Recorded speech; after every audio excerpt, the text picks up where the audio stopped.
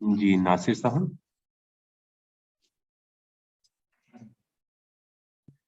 ساجدہ کوثر.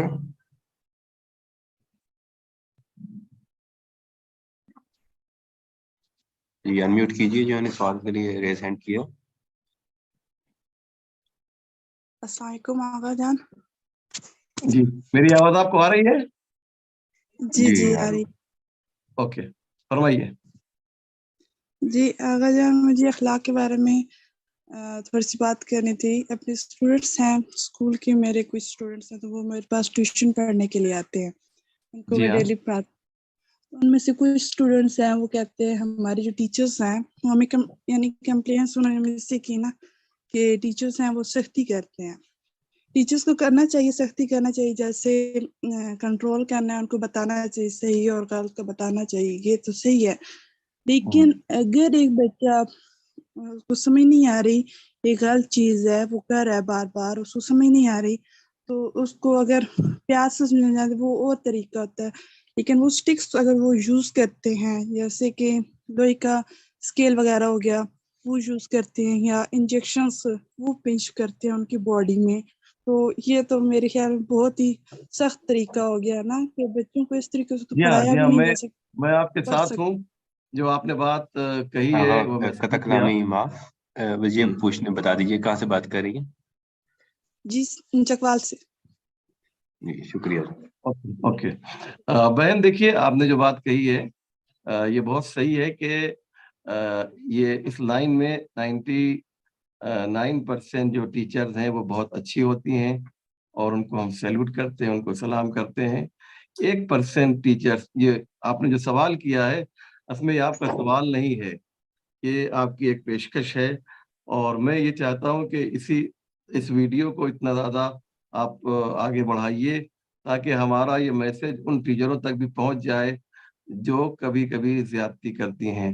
اور اس میں کوئی شک نہیں ہے کہ ایسے واقعات میڈیا میں، پیپرز میں اور ٹیلی ویژن وغیرہ پہ سننے کو ملتے ہیں کہ جہاں پر ٹیچرز آپے سے باہر ہو جاتے ہیں یا ہو جاتی ہیں اور وہ ظلم کی حد تک اور بد اخلاقی کی حد تک پہنچ جاتی ہیں.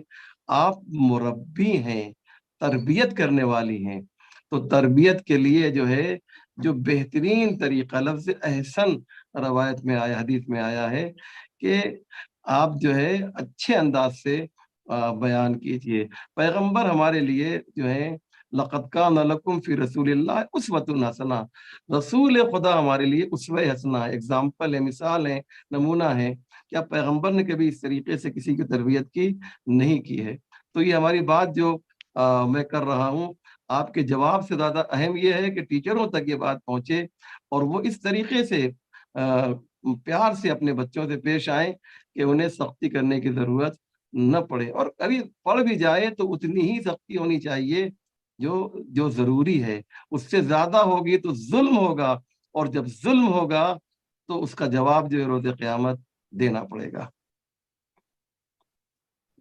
جی جزاک اللہ.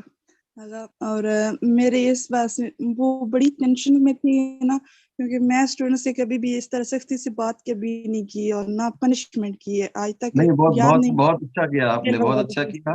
اللہ پروردگار آپ کو جزائے خیر عنایت فرمائے.